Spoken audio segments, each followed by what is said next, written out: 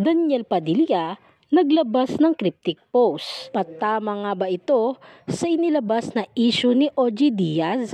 May cryptic post sa Instagram si Daniel Padilla sa gitna ng breakup rumor nila ni Kathryn Bernardo at pagkakalig niya kay Andrea Brillantes. Sa kanyang Instagram story, nag-share si Daniel ng screenshot ng 2023 film na may title na Subtle Art of Not Giving a Fuck na isinare ng entertainment vlog na Fashion Police. Hinuha nga ng ilan ay patama nga ba ito kay OG Diaz sa mga inilabas nitong issue sa kanyang YouTube channel kamakailan. Samantala, deadma naman ang kapamilya actress queen mother na si Carla Estrada patungkol nga sa issue ng kanyang anak. Kinukuyog din ngayon si Carla Estrada kaugnay sa sumisingaw na issue tungkol sa hiwalayan ng kanyang anak na si Daniel Padilla at ang kasintahan nitong si Kathryn Bernardo o ang Katniel Love Team. Nagulo ang SOCMED world ni Carla dahil hindi na tungkol sa kanyang mga ipinopost ang reaksyon ng mga fan,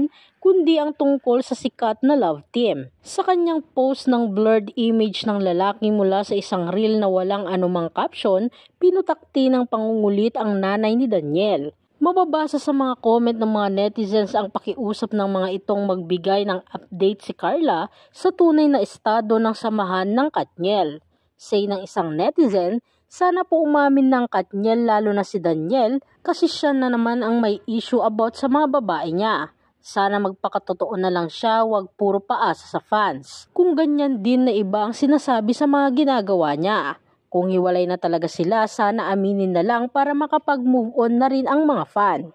Kinukonsensya rin si Carla ng ilang fan na deserve nila na malaman ang totoo dahil sinuportahan nila ang Katniel team up. Lahat ng project ng Katniel, support ng mga fans. Siguro naman deserve ng Katniel fans ang totoo, lalo na may mga fans na matatanda like me. Nakaka-stress. Sa ngayon ay wala pa rin nilalabas na pahayag ang magkasintahang Katniel, Andrea Brillantes at ina nitong si Carla Estrada. Matatandaan, nakakagulat ang bagong isplok na balita ngayon ni OG Diaz sa kanyang YouTube channel na OG Diaz Showbiz Update tungkol sa kumakalat na isyu ngayon ng kapamilya couple na sina Kathryn Bernardo at Daniel Padilla.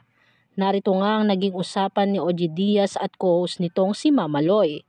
Talagang pinag-uusapan sa social media yun ngang di umano ang hiwalayan ni Daniel at Kathryn na ang dahilan daw ay si unang pahayag ni OG Diaz. Sino? Tanong ni Mama Loy. Syempre, hindi naman to confirm ha, kaya dapat marinig din natin ang panig nila. Kasi nililink si Daniel kay Andrea Brillantes, pahayag ni OG Diaz. Diba nakakaloka? Dagdag pa nito. Pero di ba nay, dati may mga ganon na chika?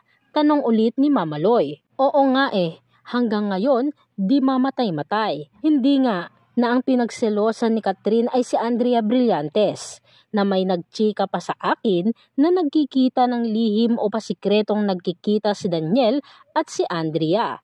Sabi ko, lumang tao si Daniel at medyo may pagka-conservative yon kasi talagang grabe ang mahal si Kathryn. Sabi sa akin, basta abangan na lang natin, may paganyan pa Diyos ko. Buong pahayag ni